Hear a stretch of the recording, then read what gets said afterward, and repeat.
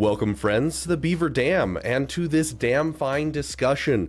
We have some fun things planned for today. We are here with the wonderful, the beautiful Lumar, as well as a new and fun guest, Insidious RE. So this guy is starting out his SWGOH content creation career and is getting his way into it. So we're going to talk a bit about that and have him here to discuss some of our fun news. So I think it'll be a damn good time. I don't know about you guys. How are you guys feeling about this? Hey Beaver, thanks for having us. Thank you, Insidious, for coming on. It's my pleasure. Thank you for having me. I'm really excited about this. I've been always wanted, to get out there and put my knowledge and experience in SWGOH ever since the game came out in 2015 November. Had my first iPad. I won it, and SWGOH.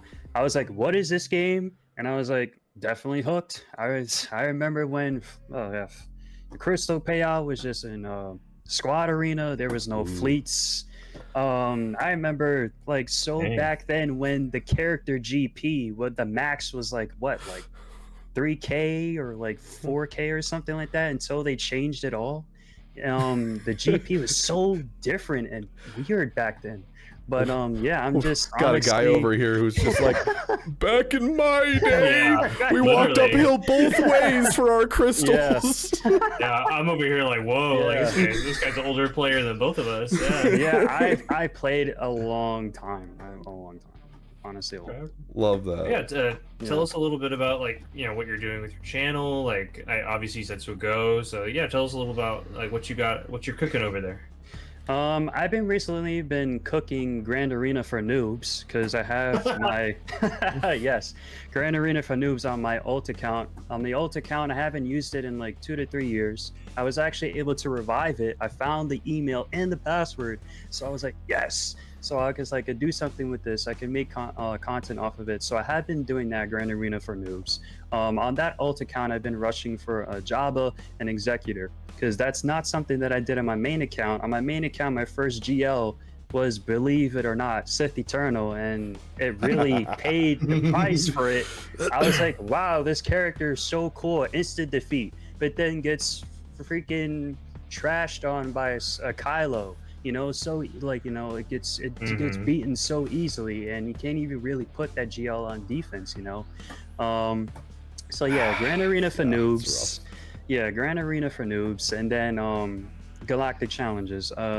If you're early game, if you're a mid gamer, late gamer, end game around there, that's what I want to really focus on, just helping people, no matter where you are in the game, for the Galactic Challenges, so you can utilize and have the most beneficial return for when you get those crate rewards. Grand Arena for Noobs. Grand Arena obviously is one of the biggest sources of income besides fleets, as well as the whole Galactic Challenge is the only place we get Omicrons essentially. So. Yeah, and some of the Galactic Challenges also coincide with the assault battles. A great example is this Imperial Trooper Galactic Challenge. If you've been playing SWGOH for a while and you don't have Imperial Troopers, what are you doing? It's so easy to get these awards, especially with I know. I asked myself that. I hear you. Imperial Troopers is definitely one of the most core efficient teams. It's one of the most core efficient teams, especially in when you're starting out in the game, and squad arena. What the hell is squad arena anymore now? So what I'm saying? It doesn't give us anything anymore, unfortunately. Yeah, it doesn't. So that's why I really want to focus more on Galactic Challenges, TW, because I've had people come up to me and ask me what are your good TW defenses? What are good Omnicrons to place on them and stuff like that. So those two things.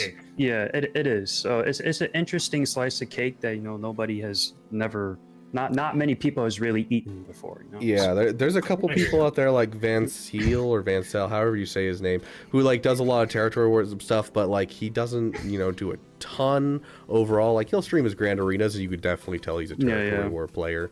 But, like, yeah, it's definitely something that needs to be addressed because, like, even, you know, even high up guilds, it's like, oh, what do we do for Territory War counters? And it's like, oh, yeah, here's a list that our guild put together. Things. Yeah. So, but no, thank you for going over that. I think let's jump into some news, right? Yeah. Going? The lack thereof. Yeah, no, we should talk about it. Yeah, SWGOH news. Obviously, at the time of filming this video, maRock testing is actually happening right now, and so far it's not like it. I mean, it's not awe-inspiring. I had a little bit of hope that he would be like insane with the footage that Arnold put out recently. The TV footage. Yeah, the territory battle footage with the Inquisitors for the Riva mission, but it looks like he's decent. Once again, feels very much like we just need to get the final piece of Balin before we can really give him a fair look-see. I don't know. I'm not pushing for him. Lumar, you've at least done the event. I'm I haven't even started the event. I don't even know what I'm looking at. So I am pushing for Balin Day 1 unlock. My luck for maRock was not nearly as good as the Shin Hati, but for me, we'll see. We'll maybe do some exclusive Beaver coverage, but we're working on that. So, I mean, he looks like a decent 5th pick if you put the Omicron on for Inquisitors in Rise of the Empire, and that is honestly the best way it looks because from the testing that we saw today, it's not great. He hits hard, and people building him for offense, they seem to be doing good damage. He definitely is a support, lots of support functions, but still can do some damage. We'll see. I wouldn't substitute him with Ape Brother. I don't really have Inquisitors. I'm getting Riva actually next TB, so you haven't built your Inquisitors. No, not at all. I'm getting Riva and maRock before any of the other ones. Yeah, I have Scythe ready to unlock it. I don't have it. Yeah, I was fanboying the first day I got Riva, got it a Relic, got it a R9. I had so much stuff ready for her. I had to get her. I had at least one Omicron, is the Deathmark Omicron. Obviously, that's the first one you want to put on Riva. So I remember getting that, and I was like so excited.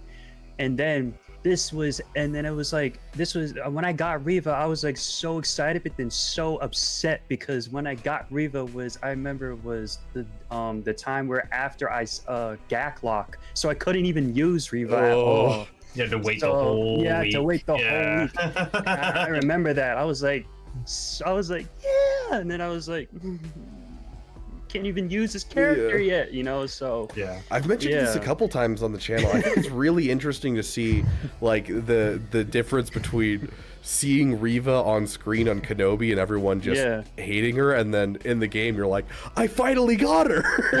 Exactly. I was the same exact way with Zori. I could not fathom going up against Zoris and Gax. I hated going up against Zoris and Gax. And then when I finally got her, I was like, yeah, this feels good. You know, I was like, if you can't beat them, you know, you join them. So that's all the characters to hype you up about Resistance. You're like Zori Bliss. Yeah, you get him a game and you're like, yeah, baby, like let it roll. Zori's amazing. He's an amazing character. Amazing. Oh sure. Yeah. But we'll see. Again, the Balin lead. You know, SWGOH is a very leader-centric game. You know, it's how they tend to handle this. So if the lead is good, it'll all be worth it. If it, you know, we'll see. I mean, if it's Bo-Katan Mandalore anywhere near, you know, Mommy Mandalore, it'll be a fun time. Yeah, but we'll see. We'll see. It's always problematic when we have teams that are built out of scratch and then we end up the leader last. Like one of the longest times when it came to content creation for Arnold, like I was struggling to watch Arnold and like struggling to watch any of the content creators. The Inquisitors, when they were coming out, every single one came out and it was just like, so wow, painful. Everyone has a lead and they're all garbage and like this. Yeah. None of this is working, and then Grand Inquisitor came out, and we went, Yay. You're having me agreed. remember where I saw an account where every single Omicron lead was applied to the Gloria squad. It brought me such pain. Back when Oh the my God. theory was that they were going to have an Omicron on Grand They'll all Inquisitor that activate. combined all the leads. Mhm. Yep. No. Oh, gosh. The yeah, whales. Anyway, no. And so that's how it kind of feels with maRock. on that note, I think that's it for news. Yeah, I mean, I hope by the time this video is posted, something's come out. But hold your breath, guys. Hold your breath, or don't maybe, so you guys can live to see this video. So with that, we have a guild shout out, right? Beaver? Yes, we do. So, shouting out MO Deathwatch. So if you want to join this guild, it will be in the description of this video, as well as Insidious RE's channel will be in the description of this video. So go check out both of those down there. Thank you. I So this is appreciate that. Yeah, of course. And this is going to be a little bit more of a competitive guild. So a lot of our guild shoutouts lately have been, new guilds and guilds for newer players. This one is definitely more competitive, and so it has some requirements. So they're going for Bo-Katan Mandalore very soon, so you have to have your eye close on Bo-Katan Mandalore, which is going to get you a lot of Kyrotech, so it's always nice to be looking out. So they're looking for Reva ready or almost Reva ready, and about 1 million or more in the raid for Naboo. And so if you're in that area and you're looking for a guild that's pushing towards getting some more Kyrotechs and Rote, getting some good stuff in there, it is a competitive guild, so territory war is required, but they don't require Omicrons. They suggest them if you can afford them, but they do not require them. And so overall, it looks like a very solid guild for those who are, they've just gotten Reva or they're getting close to getting Reva ready, and they're looking to push into a stronger Rote guild. They're not quite ready to push into like a 500 million plus guild and be insane and have all these requirements, but they're looking to be fairly competitive and get some good rewards out of it. So if this is a guild that interests you, go check out the link in the description.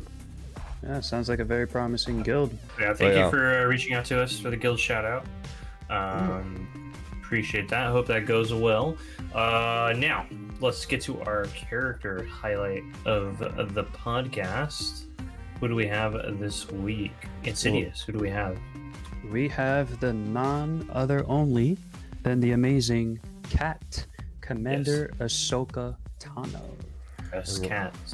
Let me get you guys up to speed. There we go. All got right. the beautiful There she cat. is. Beautiful. Yes. I wonder if she's a calico or if she's a Russian blue. I'm not sorry about that joke. I believe she's a tabby. Is that no? It's not orange. I don't know.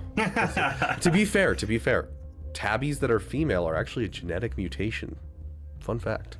Anyways, So cat. Let's talk cat. So, obviously, very contentious character given the Relic 9 requirement, as we discussed earlier.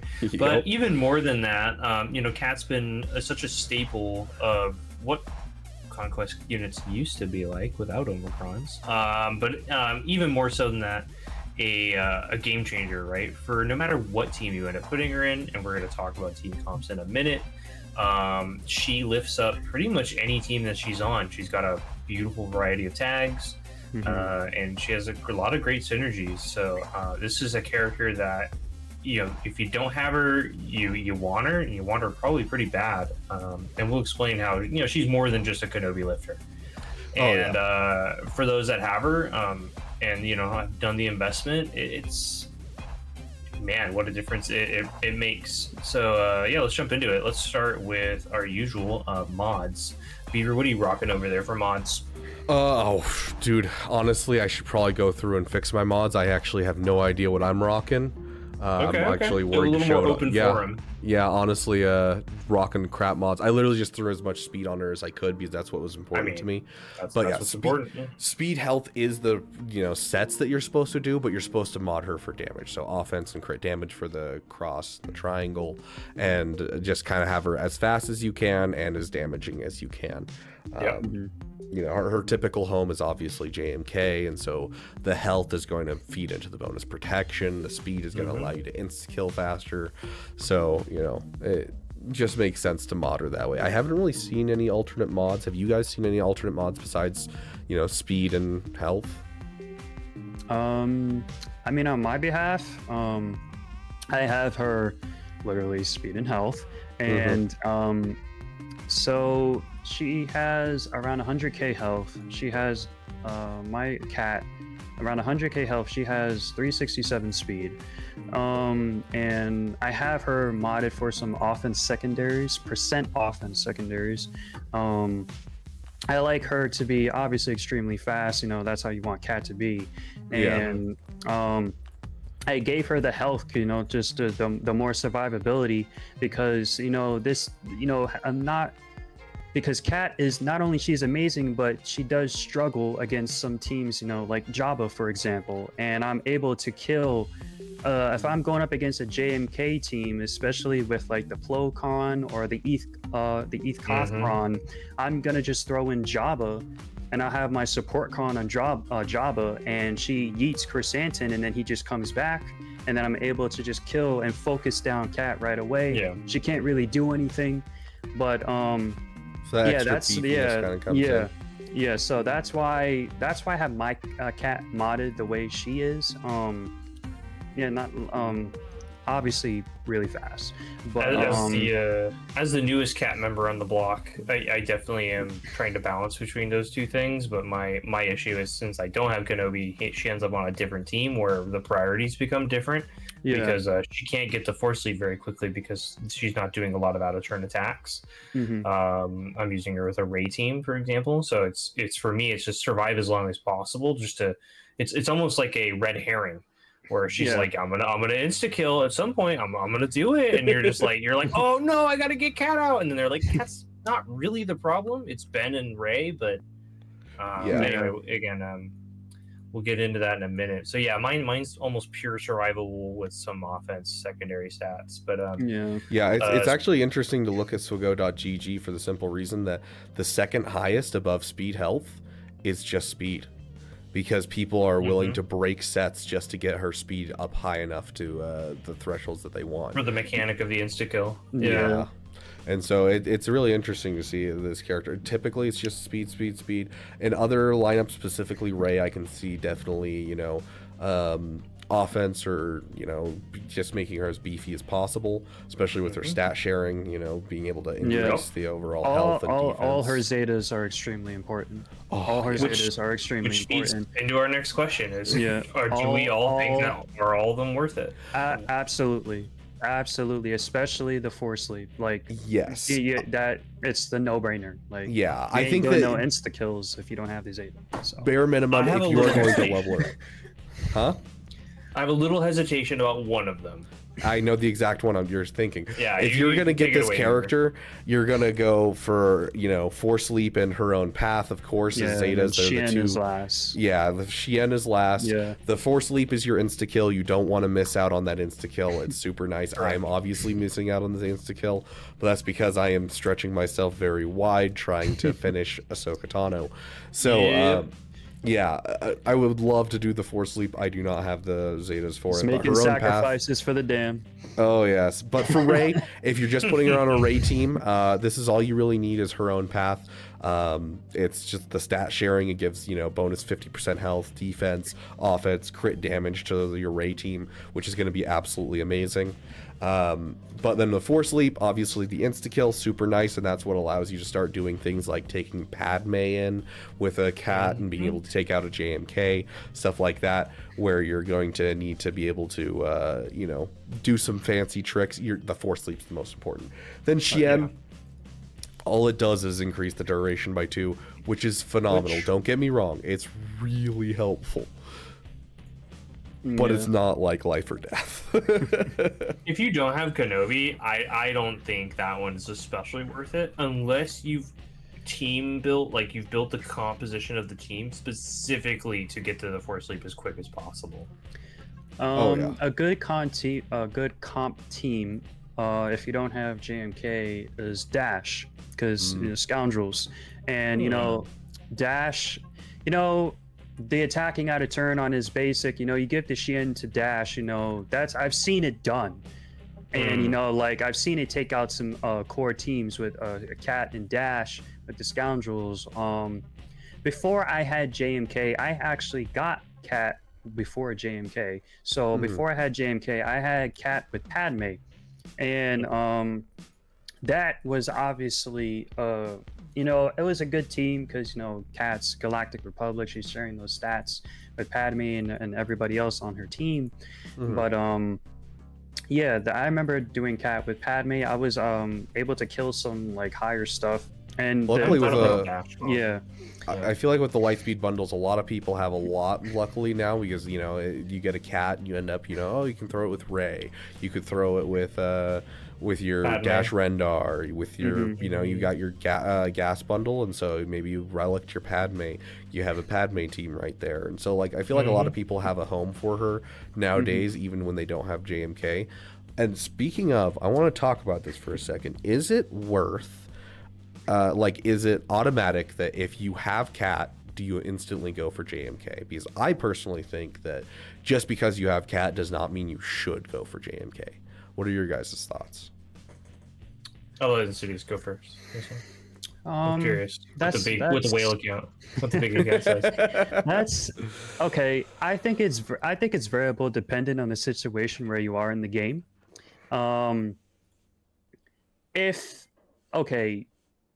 If you want more out of Cat, then I'd say, yeah, go for JMK.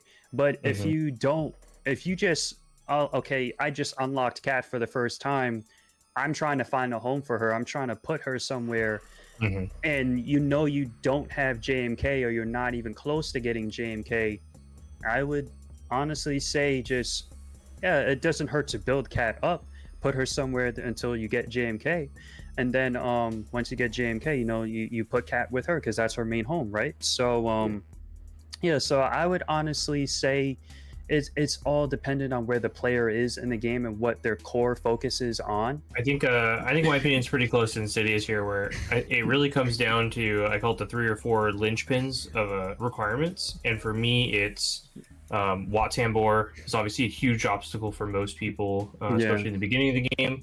You've got Negotiator, depending on where you're at with your Get 2 farms.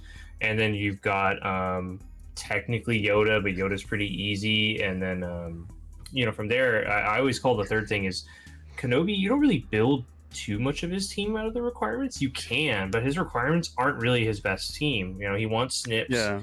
He wants Padme. He wants all these other characters that aren't even listed on his requirements, but you need them. So he's even more expensive than he's listed as. So yeah, I do agree. It's like just the moment you get Cat, you don't go, well, I got to push JMK. Look at your roster. You've got scoundrels. You've probably got some leftover Galactic Republic, especially if you bought the Lightspeed bundle for the raid. You've got these other teams, the Dash team that I didn't even think of Dash. I think the whole, where you should put her is definitely, as you said, variable. It depends, and I don't think that you should take a step. If you've broken into the Rebel Trinity, you've gotten like your JML or you've gotten your Jabba, you shouldn't be like breaking out to go get JMK the moment you get Cat, because a lot of people have the Rey Lightspeed bundle, a lot of people have Dash Rendar from the Starkiller farm. They have a home for Cat until they can take the time and go for a full JMK farm and push for that fully. So I think last question I want to throw in on this is recommended relic level. What do you guys think? Obviously relic R9 for Jill, so great, easy answer, right? But it pre that existent requirement, most people probably say 7, 8, right? I mean, most people shoot for the higher one. Yeah, they don't really leave them at 5. She's really squishy, and so you have to be careful bringing her too low. I think bare minimum's relic 5 at the very bare minimum. I'm looking at the average right now, and the average in Kyber is relic 8. Wow. Actually closer to relic 9 because of Ahsoka Tano, but because of the Ahsoka, yeah, but overall it's relic 8 is the average. So interesting. All right, cool. I definitely agree. I would say I've had Cat for R8 for like the longest, and I'm gonna just keep her there, and so I'm ready to go for GL Ahsoka. But I would say at least R5, because she can get stuff done at R5. But I would say minimum R5, but recommended at R7. Oh yeah. recommended Arsa. Fair. Yeah. I think that's a solid choice. Also, a little side note that I didn't expect to get this much use out of her. You know, with having her at a high relic level, like I don't have a high relic level team to go with her, but like I utilize a lot of my just like random Jedi with her and pull some stuff off just because of her stat sharing.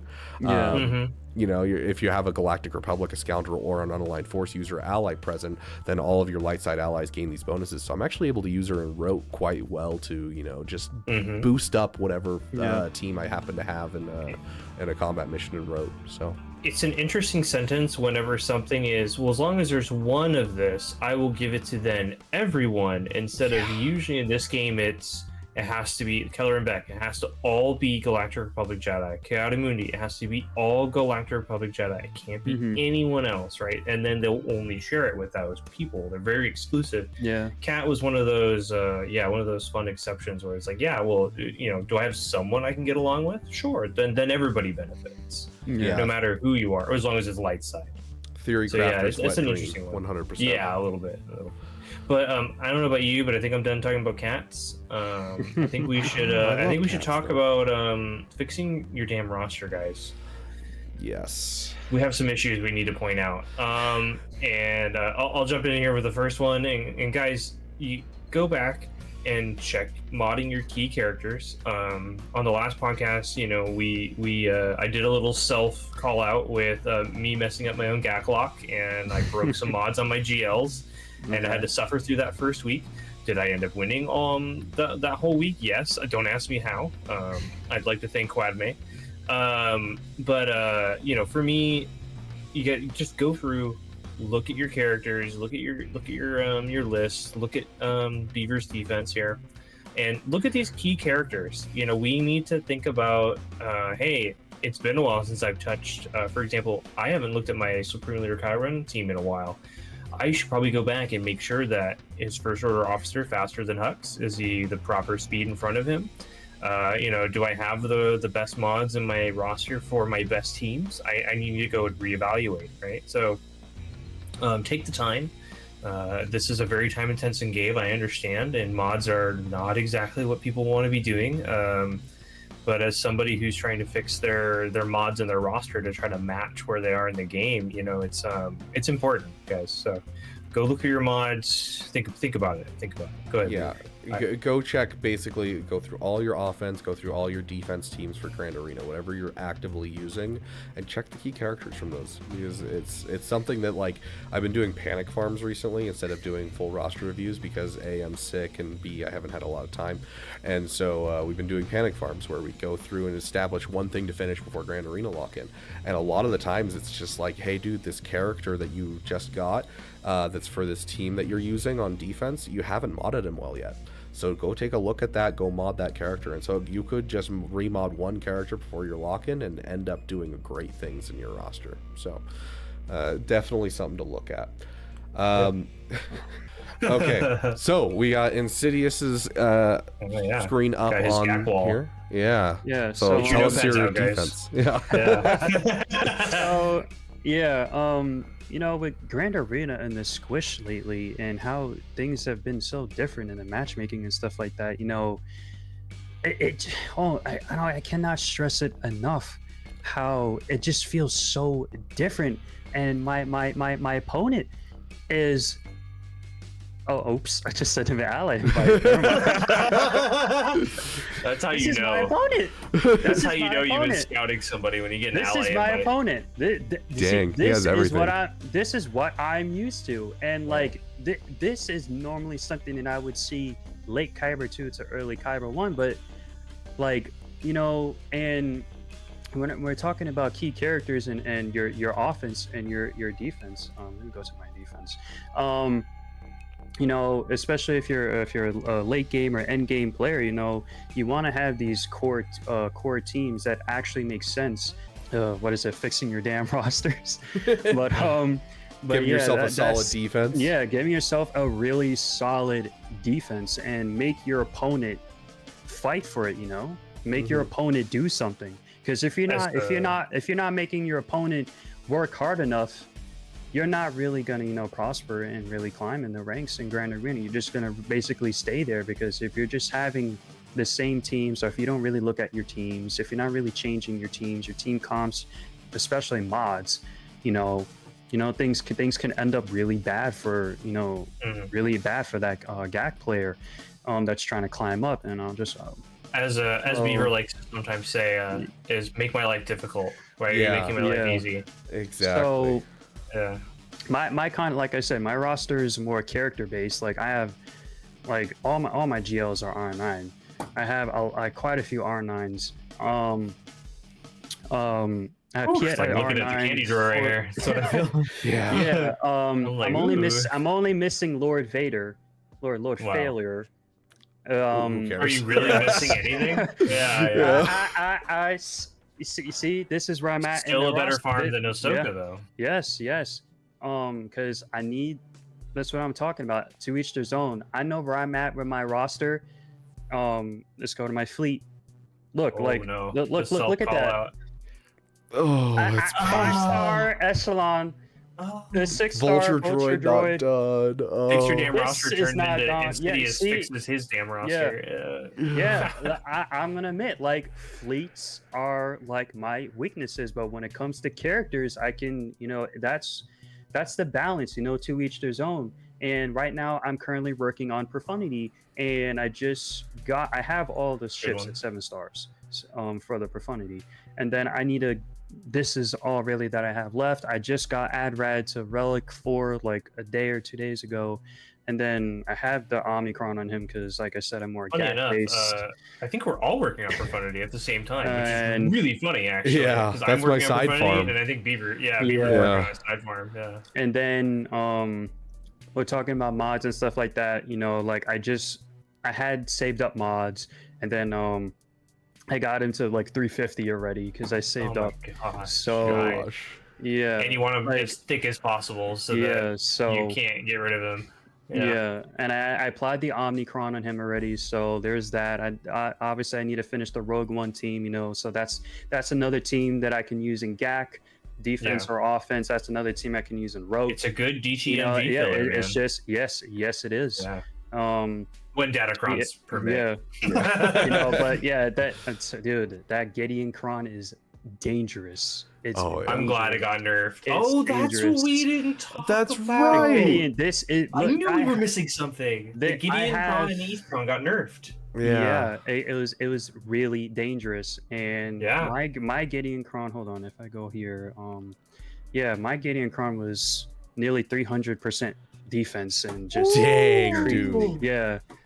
I would hate to go against you. Not because like you have everything, because every opponent I go for, ever since the Kyber Squish has kind of like started finalizing, every opponent I have has like everything. But like the defense is, it kills me every time. Yeah, I knew it. You see, I knew exactly what I was doing with that Cron, so that's why, Again, I think the tips from Insidious is don't ignore Datacron, right? Look at your roster, make sure you get that done. If you want to climb, your mods. you need Datacrons, because if you don't, you're gonna just go up against people like me, or even worse, and you're gonna just suffer for it.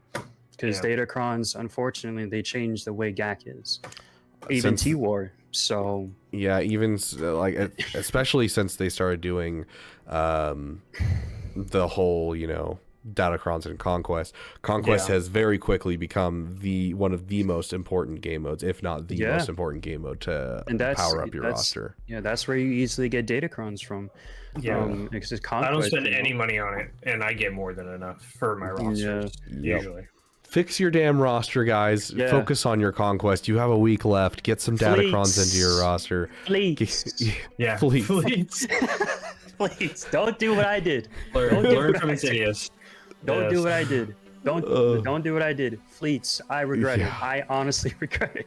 I am a little over 3.5 years done with my account. Like that's how far I'm into the game, and I am at the point where I have every single ship except for a couple Cantina ships. Done. And so like I'm finished with fleets. I'm even close to having enough prestige to be done with leveling up capital ships. If you focus down fleets now, you'll never have to worry about it again. Get your prestige, get your ships done. That's what I've been doing. You'll hit a point where you don't have to do 1,000 ships anymore. Like characters, there's always going to be more characters, and you'll eventually hit that point years and years down the road. Fleets you could do in 3 years. Do it now. Don't wait. Yeah, don't wait. You just sit down on fleets, you're gonna suffer majorly. Don't pull an Insidious. Don't do that guy. Dude, we don't even know that guy when it comes to fleets, okay? But yeah, anyways, so we're kind of coming to an end of our Galaxy Heroes section, so we appreciate you, Insidious, for coming on. Once again, if you want to check out his channel, he's starting to get videos out. He's got another video coming that's probably out by the time this video comes out. Yes, so go check out his channel. Link is in the description. Yes, I do. Like I said, I'm going into more SWGOH content, but I also do other content and other reviews, like other games. And stuff like that. I'm a big horror guy. I love horror. Yeah, so I like to try to keep their variety, but I really love SWGOH, so I want to make SWGOH my main content for now. So go check him out. Here, all right, guys. So for Star Wars news, we're gonna jump back in here. So we've got Turn 2 Purgle Migration, Rabid Beaver. Give me your quick hot take. What video do we have coming up that you want to hype up for us? So by the time this video comes out, it'll be actually already out. There's a video that we're making together. It's going to be our first video outside of Damn Fine Discussion that we're making as a group. And so it's a question we got last week during our Damn Fine Discussion, or I guess technically 2 weeks ago at the point of this coming out. The last recording. Yeah, about how we do our, farming just a scrap to get a little upgrade kind of stuff. And so we're going to go through... Exactly, yeah. We played in my head, sorry. Yes. You better edit that in, just say. We'll do like a filter one where I just like turn into like a dance. There's like 5 of me all across the screen. Yeah, that'll be great. Oh, gosh. But yeah, so... I can't wait. We'll have a little graphic for you guys, as well as just going over the way that we go and get our relic materials in the best way we found in our time playing Galaxy Heroes. So keep an eye out for that. If you haven't seen it already, go check it out. Link will also be in the description. So yes, that'll be a good time. A damn fine time. Oh, yes. So jumping into our general Star Wars topics, so obviously there's not a ton of Star Wars news. We have our rumor mill going as always. There's the rumor of Kathleen Kennedy looking to retire after her next successful project, and was assuming that it would be Acolyte, and was going to retire after Acolyte. Now, I have only seen one interview about this. I haven't seen anything else, and it's hard to find the interview at this point anyways. Feeling a little bit like a rumor. We also have Kenobi. You told me about this one. Yeah, I mean, the joke I was going to throw in there was, well, you said next successful project. So yeah. It might be sticking around longer, so we'll see. No, but jokes aside, yeah, so Ewan McGregor did an interview with somebody claiming that Disney and the production, Lucasfilms, was thinking about doing a Obi-Wan Season 2, which... I mean, I wouldn't be mad about it, but I don't know what it would be about at that point, other than maybe him just slowly going hermit mode, or things that happen on everyone's favorite planet of sand that everything revolves around for some reason. But anyway, so that's the other rumor that's been going around. Will it happen? We'll see. But I wouldn't put too much stock in it. I don't know. And also, they introduced the whole Qui-Gon thing at the end, and Liam Neeson said he doesn't really have the opportunity and doesn't think he'll have the opportunity to do it again. And so I don't know. We'll see what they do. It definitely feels like a rumor, so we'll see. Yeah, for sure. All right. Question of the week. I know, guys. Star Wars news is light. It's okay. Next time we'll have more. We do have some fun things to talk about Star Wars wise, so stay tuned. We do have some fun things to talk about. But our question of the week. Who's your Star Wars crush? Right. This one came up, and I was like, oh yeah. Well, I had to like think about it, and I was like, wait, I know the answer. I just haven't thought about it in a while. And for me, it's Natalie Portman. I think growing up, prequel generation, you look at Padme and the way Natalie portrays her, and yeah, definitely had a crush growing up.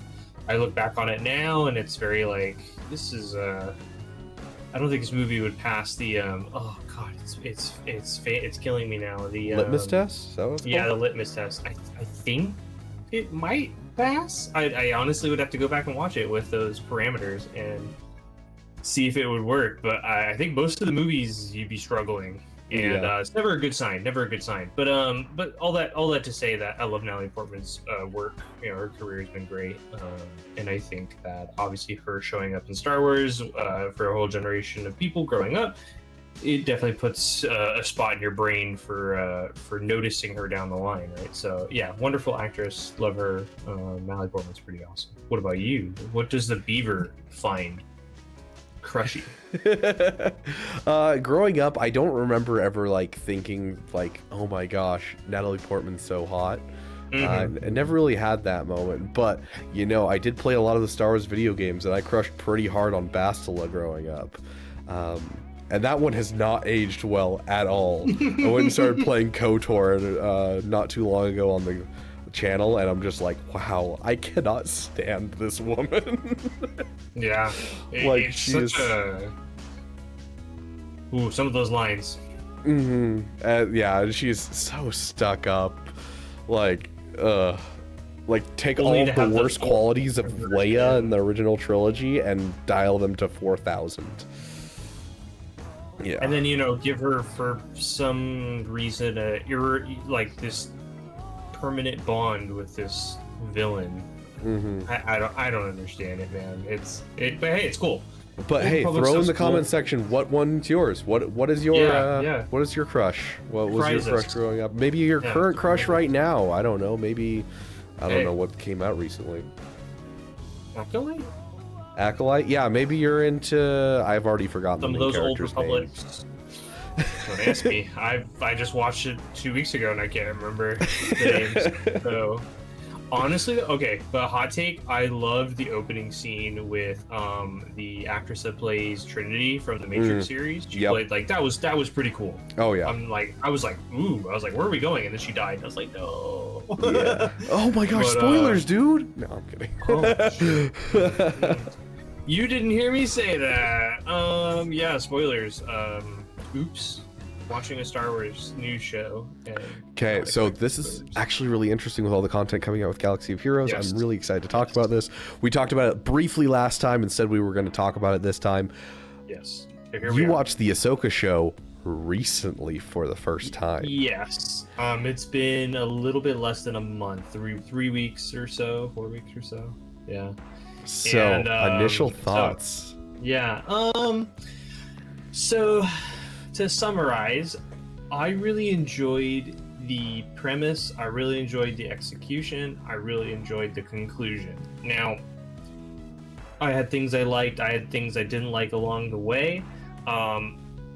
As our community maybe knows, I'm definitely pushing Balin Day One, and I'm a big fan of the villains of this film. Everywhere from Thrawn and the Imperial Remnants zombie faction, to the Night Sisters, to the to the Mercs, to Balin and his squad himself. It's such a shame that the actor passed away. I really think they could have done something amazing there, but maybe they can pick up some plot lines and have Shin chased down that trail that happens at the end of the movie and see if something could come of it, since some of the major characters are there to pick up the pieces, right? Obviously, Ahsoka spoilers, guys. I don't know if that was obvious, but I would hope you would understand that we're going to spoil some stuff. Yes. I'll get better at that. I'll work on that. But I have to say, as someone who only really got a recap of Rebels, didn't really watch Rebels, I found Sabine Wren to be the most annoying, most irritating character of that show. by a very long margin, and so did my partner that I watch it with. They were also equally or even more annoyed about that character, and I'm assuming she was very rebellious, pun intended. But watching what she did and how she reacted to things, and I really didn't enjoy it. Ezra, on the other hand, I really loved Ezra, and I think they did a very good job with Ahsoka. Yeah. Hu Yang, diving into that old Jedi history. I think all the supporting characters were pretty good, minus Sabine being a little weak for me. Hera was really cool. I mean, all around, I think 4 out of 5 is probably what I would score it as. If it was out of 10, maybe like an 8, maybe a 7. That's my initial impressions. Without getting too far into it, they played the mystery of it really well. They really played well on like revealing characters and moments and things really well. Kind of harkening like what I did like about Sabine, like showing that little bit of Mandalorian culture in the moment, and showing why she would be such a difficult Jedi, because she grew up very different and got training way older, way later, and the problems that come from that. And let's not even get started on the amazing job Hayden Christensen did on this show as well. Obi-Wan, he really stole the show for me on that one. But again, so yeah, 7 out of 10. Because it wasn't leave me off flashbacks. here. Hayden Christensen, because it wasn't flashbacks, fit really well, because that was my big problem was with the flashbacks. You could tell he looked old. In Obi-Wan. Yeah. And so I think that like with this one, it fit really well. It felt really good, and I loved the changes, because you've only watched the Rebels synopsis thing that you talked about. Like, a lot of people don't think about the fact that, up until this point, basically the last time we saw Ahsoka was right after she found out for sure that Anakin and Darth Vader were the same person. And then tried to kill her and was like, yeah, right. I'm straight up going to kill you, and then got pulled out of that. And so this is the next time we see her, so she's still dealing with that, hence the reason we see this less fun version of her, less, she doesn't joke as much, she's much more serious throughout the Mandalorian season 2 as well as into the Ahsoka show. And then we kind of see this she has this Gandalf the White kind of experience where she becomes Ahsoka the White through this vision. That's what I forgot. Yes, the worlds between. And I feel like it felt really good because it confronted the big thing for a lot of us, which was this doesn't quite feel like Ahsoka for some reason. There's something missing here. And it kind of expressed, hey, she's dealing with some shiz and we got to give her some slack. And then she kind of comes to, and after the visions, she starts joking around with like Hu Yang and like having kind of a little bit of that joking light nature that she used to have. Yeah. And so I think that was one of the greatest things that they could have done. I do think the beginning of the show was a little slow. And I do think you're right. I think the villains really shine in this. As much as people like to make fun of Dad Bod Thrawn, I thought he fit really well with like what his actual personality is in the books. His big thing is if he doesn't have all the information, then he can't make the correct decision. That is the only time that he ever fails, is if he doesn't have the information. And when it comes to the Force, it's the one thing that he's always been, like trumped by, is like he can't see it coming because they pull stuff like space whales out of nowhere. Like he can't account for that. And so instead of being like, oh yeah, I'm gonna destroy Ezra, I'm gonna destroy these people on this planet, send everything after them, he's just like, I'm just gonna leave because I don't need to deal with this. It's a variable that I don't know how it's gonna interact, especially because I know who Anakin is and I know this is Anakin's apprentice. There's no way I'm touching that with a 10-foot pole. I wasn't sure if Thrawn actually knew who Darth Vader was. He does. Yes, he did. Okay. He put it together. That gives me context. Yeah. So he was never told specifically by the Emperor. He was told that Anakin died, but in working with Vader, they went on a mission together to a very similar area that they had served together in the Clone Wars because Anakin originally met Thrawn during the Clone Wars, which is what Thrawn used to basically tell the Emperor, hey, I'm trusted by one of your servants, Anakin Skywalker. And so the Emperor's like, oh, you want a job. So that's kind of the whole in thing. And so Anakin ended up revealing the fact that he's Anakin during that just by accident through his actions. Yeah. And so I will say Thrawn did also really good with the scarcity, right? Like the lack of supplies, the lack of men, making a deal with the devil, if you will, to gain this new power. And I mean, such a cool thematic moment. I have to say, best moment in the whole film, other than maybe the whole Gandalf the White segment, was easily the fight prior to Morgan Elsbeth. Morgan Elsbeth's fight was a good, but that whole like, oh shit, we're fighting like stormtrooper zombies, guys, and like it doesn't matter how many times we beat them, they get back up. I would have made an argument to start, pull an Obi-Wan Kenobi and just chop off limbs as fast as possible. But hey, what do I know? You're holding a laser sword. It doesn't matter how many times you get up if you potato them, as I like to call it. Yeah, fair. Yeah, I think it was all that aside. I think it was definitely a bringing forth of what people wanted for a long time with the Death Trooper book that came out forever ago, where there was zombie troopers on a ship. I think this is kind of finally an opportunity for people to kind of see that kind of thing in action. And so I think it was really cool for a lot of people, both people that knew old canon and people, who just were enjoying the show. I thought it was really, really cool. Yeah. So yeah, solid. I was talking, so I went to... Yeah, I was going to say on your end. Yeah. You went to convention recently, and you got to meet... say their name again? Timothy Zahn. Timothy Zahn. So to give you guys context for those who don't know, Timothy Zahn in the 90s decided to write the Thrawn trilogy, and up before that episode 6 until the Thrawn trilogy, there was nothing. Like there was no Star Wars that was happening at all, and so he got the green light to do it, and they were really nervous about putting it out there because they were like, we don't know if they're going to sell. There's no internet really like at all, and so like there's no way to know if they still had Star Wars fans out there, and so they're like, we're gonna put this out and we'll see what happens. They got greenlit for 100,000 copies. Only 75,000 actually got purchased by the bookstores, and so he's like not expecting this to happen. He's like trying to do the math the night before and be like, oh shiz, can we break even on this? And then it exploded. Everyone loved the Thrawn trilogy. Right. And so he wrote all 3 of them and basically kickstarted the EU, the extended universe, and started Star Wars as a thing leading up to episode 1 again. And so he's been a big part of Star Wars. He's the person that came up with Coruscant, and then was used in, the prequel trilogy by George Lucas. So, very much trusted by George Lucas and stuff as well, which has been really interesting. I was not aware of that. That's amazing. Yeah, so he's the one that came up with the concept of Coruscant. Which, how often George Lucas actually takes stuff from the EU and puts it in his movies. Not often. Yeah. And so, I went to a panel with him, and we were doing a Q&A and stuff, and I got up in line and was able to ask a question, and all the questions that I actually had that I wanted to ask were asked during that Q&A. I was like, oh, this is perfect. Like one of them was, do you want to tell more stories outside of Thrawn? And he was like, oh yeah, 100%. But the problem is with Disney as a big conglomerate now, it's so hard to get anything approved. It has to go through so many checks and balances, and it's so hard to get in contact and start a project that it takes years to get anywhere with any of the projects you want to do nowadays.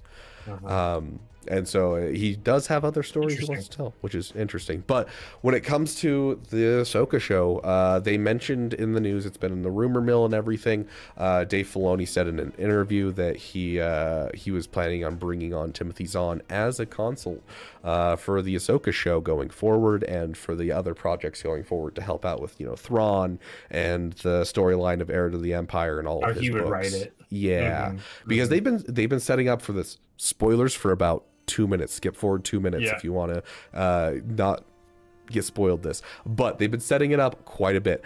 So you got the Ahsoka show and all of that with Thrawn returning. They set up in Mandalorian season 3 with Pelion being like, Thrawn is coming back, guys, which was his second command in the old books. They also set up in Bad Batch that they had Mount Tantus, which is where the cloning stuff was happening in the old canon.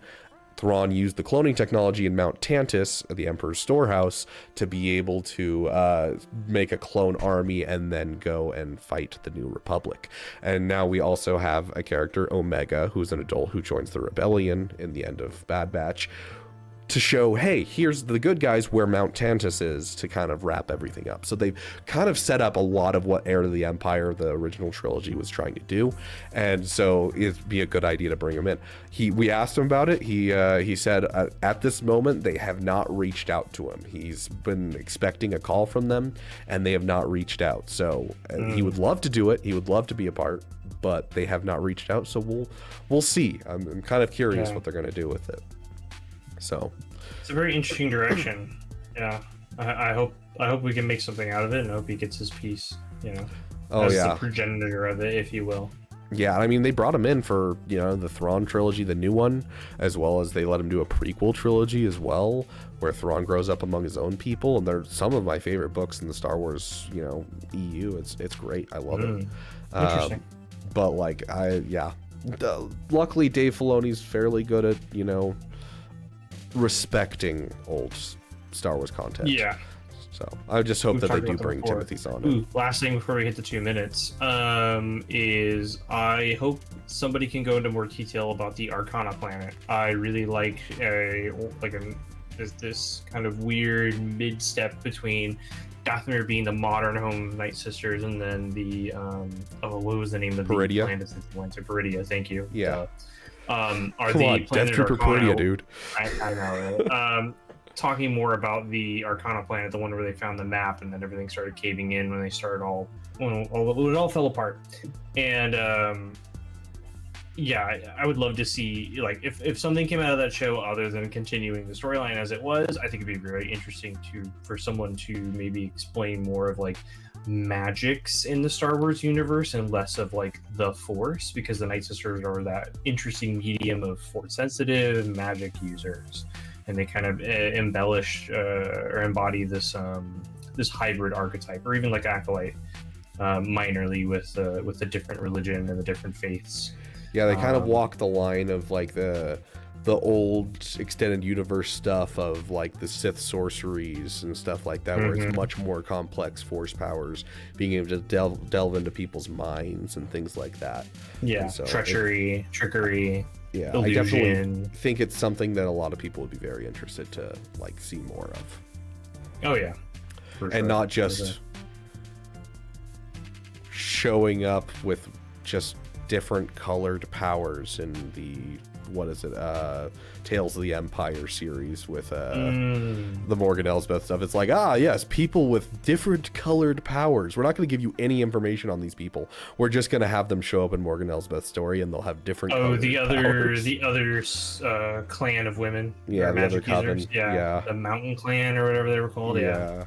And I'm like, dude, please just give me more about this instead of Morgan Elsbeth, because Morgan Elsbeth is like, man, they could have. I was expecting so much more out of that. Like, it was just They could do like an Avatar Last Airbender style, where you could have like different clans, or maybe they're attuned to different elements. But what we know is the Night Sisters are more like necromancers or a dark forbidden magic. I mean, there's so many ways you could go with it. Like the original idea of the Night Sisters, if I recall, was they were based around Jedi, and they were based around light side abilities. And then the current Night Sisters, as we know the iterations of them, are the ones that basically fell off the path and started using corrupt magics. And so there's ones that, like Morgan Elsbeth, that whole Tales of the Empire thing, was kind of showing the thing that was like, you know, we've talked about, but the one layer before. Yeah.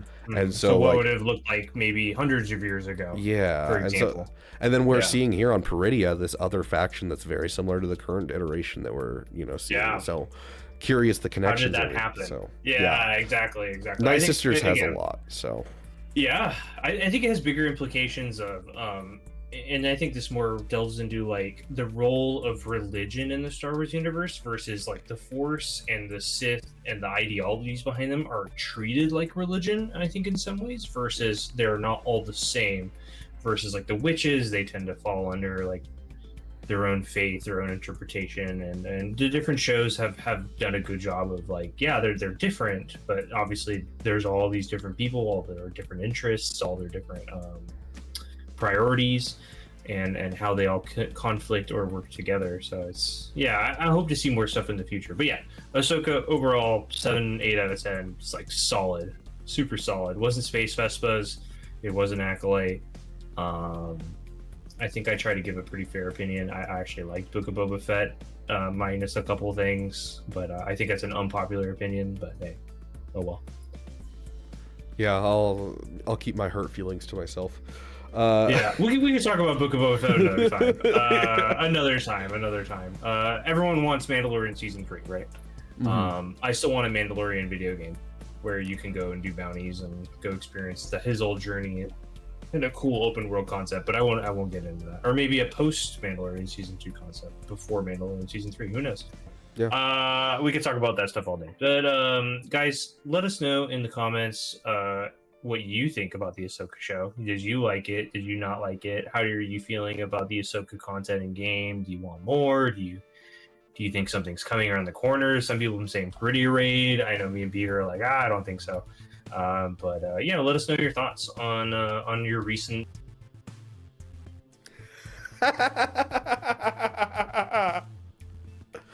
Oh, what a perfect time to disappear.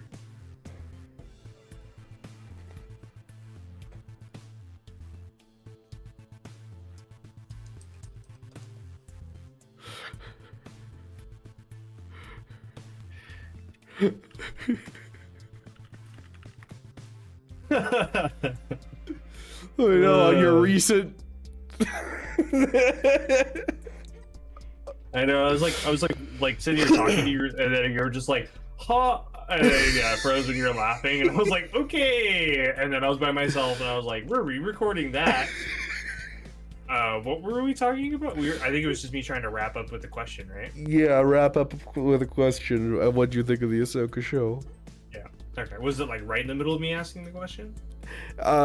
Yeah, you were like literally like where I laughed was like right where you ended.